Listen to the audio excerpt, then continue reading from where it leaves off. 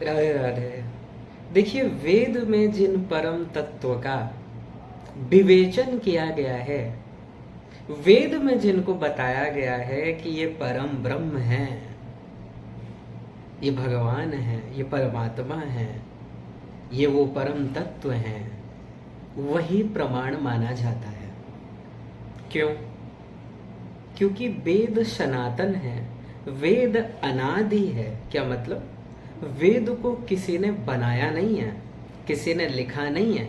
ये कुछ इतिहासकार कहते हैं कि कुछ साल पहले वेद को बनाया गया।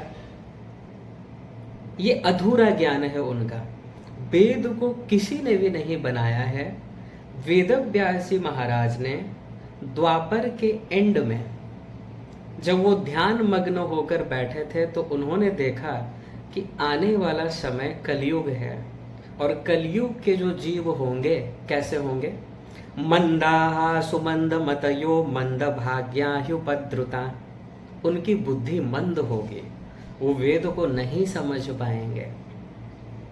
तो मनुष्यों के कल्याण के लिए कि उनको सरलता से समझाया जा सके, वो समझ सके, तो एक वेद का उन्होंने 4 विभाग कर दिया। उन्होंने बनाया नहीं, बस उन्होंने रचना की। एक वेद था, उसका 4 विभाग कर दिया। क्योंकि पहले वेद लिखा नहीं गया था, गुरु परंपरा के माध्यम से ज्ञान प्राप्त होता था। अर्थात गुरुदेव अपने शिष्यों को बताते थे, शिष्य सुनते थे, और सुनते ही उनको याद रह जाता था, उतनी तीव्र बुद्धि थी। इसीलिए वेद को श्रुति कहा जाता है, अर्थात सुना, याद हो गया। पर जब वेदव्यास महाराज ने देखा कि आने वाले समय कलयुग है, कलयुग के लोग तो मंद बुद्धि के होंगे, 2 मिनट के बाद को ही भूल जाएंगे, तो उनके लाभ के लिए कि सरलता पूर्वक वो समझ सकें, तो एक वेद का 4 विभाग कर दिया। लेकिन उन्होंने रचना नहीं की थी, वेद को किसी ने भी नहीं बनाया है, इसीलिए वेद को कहा जाता है अपौरुषेय। और प्रमाण हमारे यहाँ वही मानते हैं जी, जो अनादि है, जो सनातन है, जिसको किसी ने बनाया नहीं है, जो सदा से है, जैसे सदा से ब्रह्म है, सदा से जीव है, सदा से माया है, ठीक इसी प्रकार सदा से वेद है।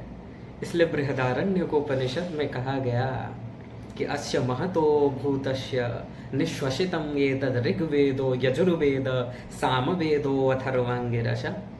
ये बृहदारण्यकोपनिषद के 2 अध्याय के 4 ब्राह्मण का 10वां मंत्र भगवान के श्वास से प्रकट हो गया। भगवान सो रहे थे, महाप्रलय जब हो जाता है भगवान आराम करते हैं, तो भगवान सो रहे थे, और जब सृष्टि बनाने का कार्यक्रम शुरू होना था, ठीक उससे पहले वेद प्रकट हो गए। भगवान के श्वास से वेद प्रकट हो गए, अर्थात भगवान ने भी वेद को नहीं बनाया है। इसलिए यहां पर आप किसी भी प्रकार का कह ही नहीं सकते कि इसमें कुछ गलत हो सकता है, असंभव है जी। इसीलिए सर्वश्रेष्ठ प्रमाण वेद है।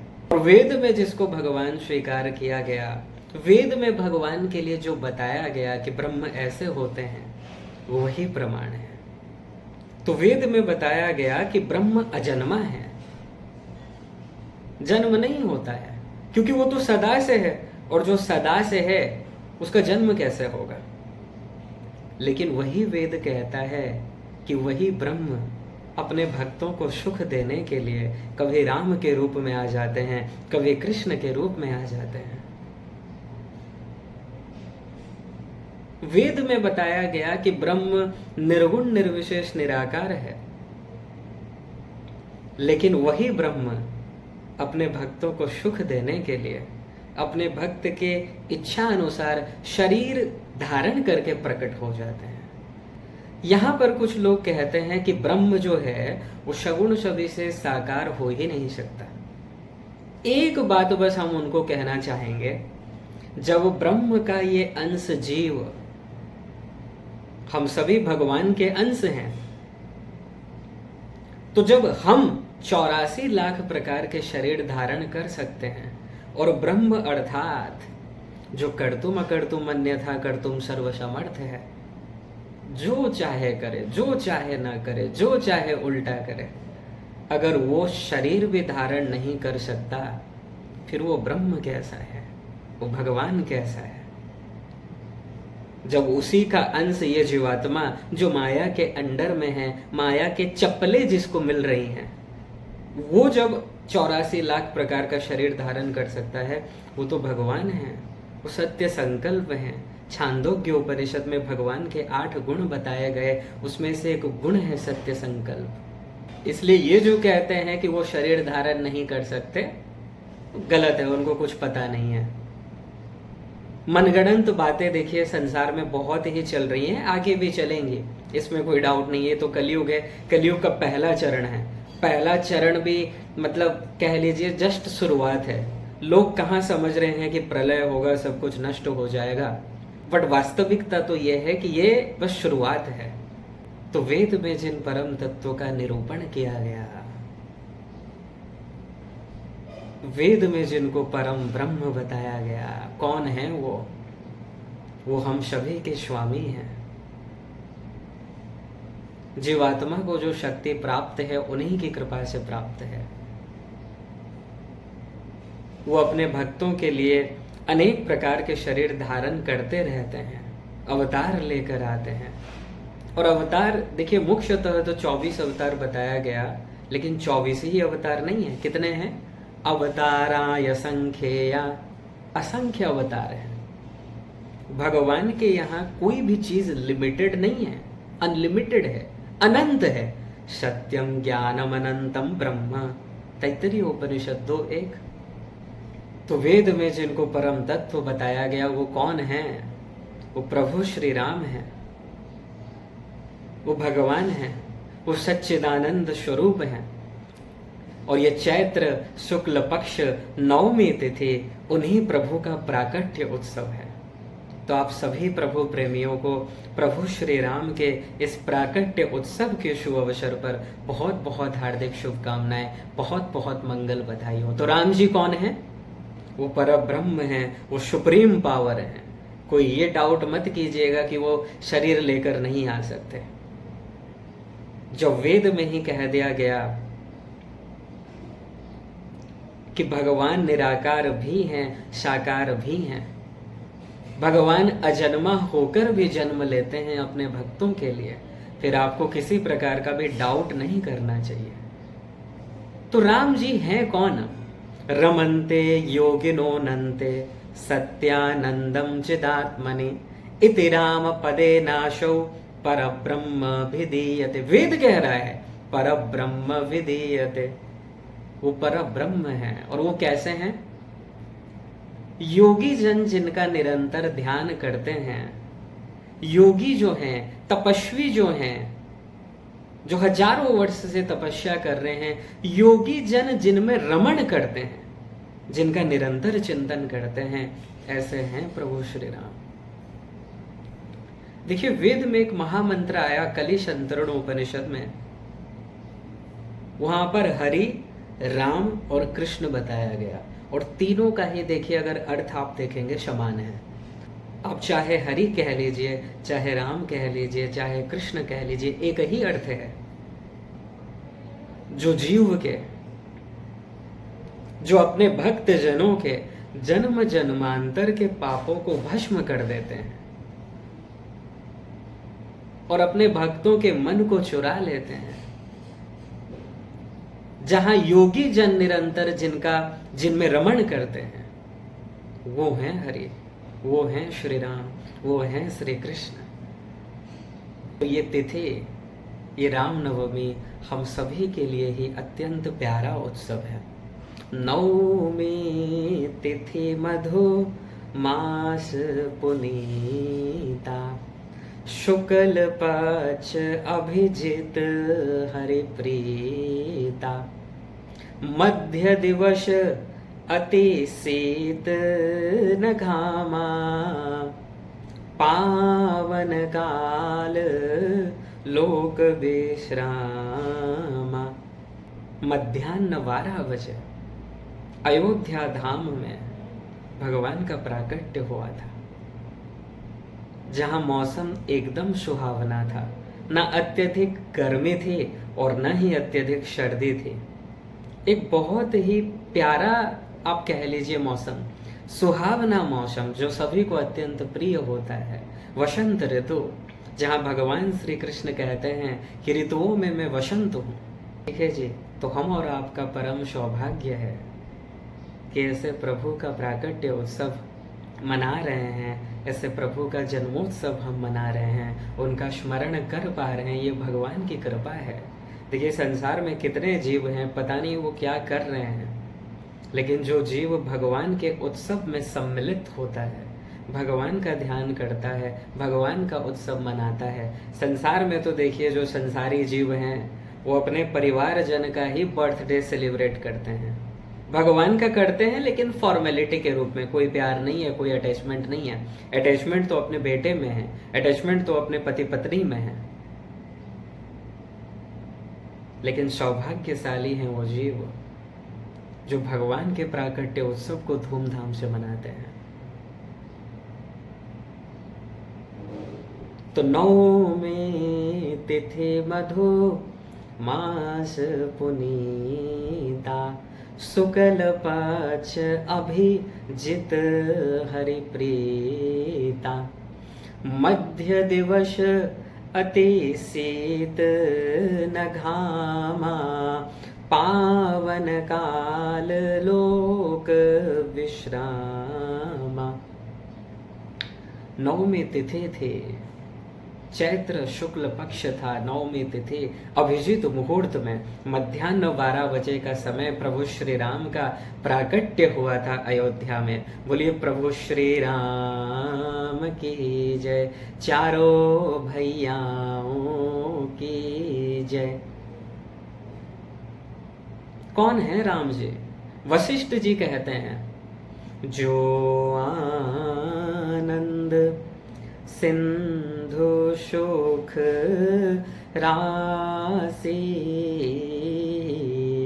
सी करते त्रयी लोक्य सुपासी।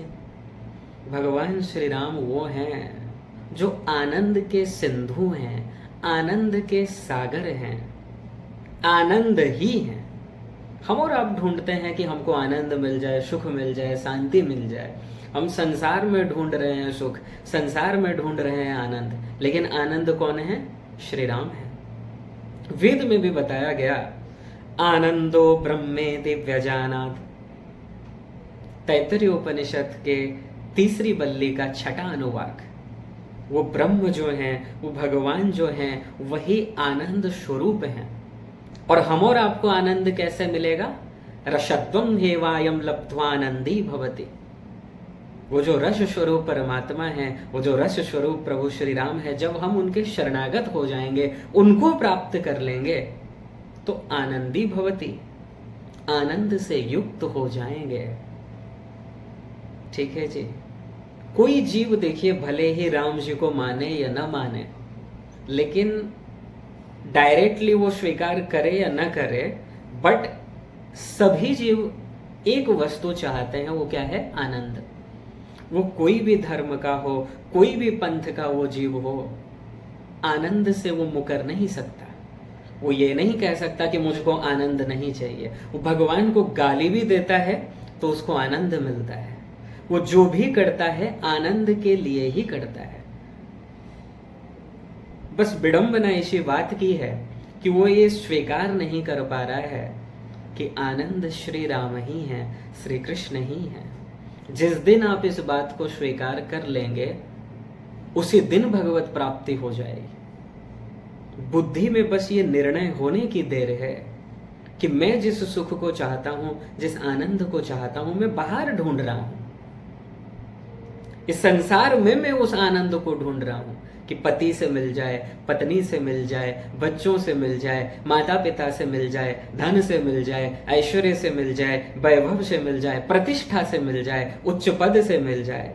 लेकिन ये सब रॉन्ग एरिया है, क्योंकि ये सब तो आप बाहरी इंद्रियों का सुख चाह रहे हैं। और इंद्रियां तो ऐसी हैं ये कभी भी तृप्त नहीं हो सकती। न जातु कामः कामानाम उपभोगे न शाम्यति हविषा कृष्णवर्तमेव भूय एवाभिवर्धते। 9:19-14 भागवत। बहुत ही बढ़िया एग्जाम्पल है यहाँ पर। जैसे एक अग्नि का कुंड है, अग्नि प्रज्वलित हो रहा है, आप उसमें घी डाल रहे हैं और ये सोच रहे हैं कि अग्नि शांत हो जाएगा। अग्नि शांत नहीं होता है और तेजी से ऊपर की ओर उठता है। इन इंद्रियों का सुख आप जितना भी ले रहे हैं, आप सोच रहे हैं कि मैं सुखी हो जाऊंगा, मुझे सुख मिल जाएगा। 2 मिनट के लिए मिलता है, क्योंकि इच्छा था, इच्छा पूरा हो गया तो 2 मिनट के लिए सुख मिलता है, लेकिन तुरंत एक और इच्छा प्रकट हो जाती है, फिर वो पूरा हो जाता है, फिर एक और इच्छा प्रकट हो जाती है, और ये चलता रहता है और मृत्यु आ जाती है। पता भी नहीं चलता मनुष्यों को, और इस धोखे से बाहर भी नहीं आ पाते हैं। यही तो है भगवान की माया। वास्तविक आनंद आपको तभी मिलेगा जब आप प्रभु श्री राम के शरणागत हो जाएंगे, क्योंकि वही परब्रह्म है। वेद में बताया गया वही ईश्वर है, वही भगवान है, वही परमात्मा है। अब प्रश्न आता है कि हम उनको प्राप्त कैसे करें, कैसे हम उनको प्राप्त करें। हम तो अनंत जन्मों के पापात्मा हैं, प्राप्त कैसे करें भगवान को। सबसे सरलतम उपाय क्या है, भगवान ही कह रहे हैं। क्या कह रहे हैं कि निर्मल मन जन सो मोहि पावा, मोहि कपट छल छिद्र न भावा। प्रभु का ही वाणी है। भगवान कहते हैं कि तुम जैसे भी हो, अनंत जन्मों के पापात्मा हो, इससे हमको कोई दिक्कत नहीं है, क्योंकि हम तो जानते ही हैं जब तक जीव माया के अंडर में होगा वो पाप करेगा। जब तक माया हावी है तो जीव तो पाप करेगा ही, वो विवश है। तो भगवान तो बस इतना ही कह रहे हैं। देखिए कहाँ मिलेंगे आपको इतने करुणामय प्रभु। हमारे ही प्रभु देखिए इतने करुणा से भरे हैं। बस एक बात ही कहते हैं कि तुम जैसे हो वैसे ही मेरे सन्मुख आ जाओ। कोई 420 करने की आवश्यकता नहीं है, कोई छल कपट करने की आवश्यकता नहीं है, कोई बनावटी करने की आवश्यकता नहीं है। जैसे हो वैसे आ जाओ। कि निर्मल मन जन सो मोहि पावा, जिनका मन निर्मल है, जो ये एडमिट कर लेते हैं कि प्रभु मैं अनंत जन्मों का पापी तो हूं, पर जैसा भी हूं आपका ही हूं, और एक बार वह सन्मुख हो जाए वो जीव और हृदय से ये कह दे कि प्रभु मैं आपका हूं, तो भगवान का ये वचन है कि अभयम सर्वभूतेभ्यो ददामि तद्व्रतम मम, समस्त प्राणियों के भय से उसे मैं मुक्त कर देता हूं। जिस दिन जीव 100% भगवान के शरणागत कर लेगा, शरणागत हो जाएगा, उसी दिन माया समाप्त हो जाएगी। इसलिए देर भगवान की एंड से नहीं है, देर केवल इस बात की है कि ये जीवात्मा कब अपना हठ छोड़कर भगवान के सन्मुख हो जाएगा। क्योंकि शक्रदेव प्रपन्नाय तवास्मीति च याचते, शक्रदेव प्रपन्नाय तवास्मीति च याचते, अभयम सर्वभूतेभ्यो ददामि तद्व्रतम मम। इसी को गोस्वामी जी कहते हैं कि सन्मुख होई जीव मोहि जबहि, जन्म कोटि अघ नाशहि तबहि। भगवान योग करने के लिए नहीं कह रहे हैं, तपस्या करने के लिए नहीं कह रहे हैं। ये नहीं कह रहे हैं कि ध्यान करो हमेशा, या तपस्या करो, या योग करो, हिमालय में जाकर बैठ जाओ। इससे भगवान नहीं मिलेंगे, क्योंकि इतिहास में ये देखा गया है कि बड़े बड़े तपस्वी भी ऐसे हुए हैं जिनका मन निर्मल नहीं है, अहंकार भरा हुआ है। भगवान निर्मल मन चाहते हैं, अर्थात सरल हृदय चाहते हैं। जैसे हो वैसे बस प्रभु के पास चले जाओ, अपनी गलती स्वीकार कर लो, सरेंडर हो जाओ, शरणागत हो जाओ, बस प्रभु अपना लेंगे। भगवत प्राप्ति बहुत सरल है, बहुत ही सरल है। लेकिन सरल बनना सबसे अधिक कठिन है।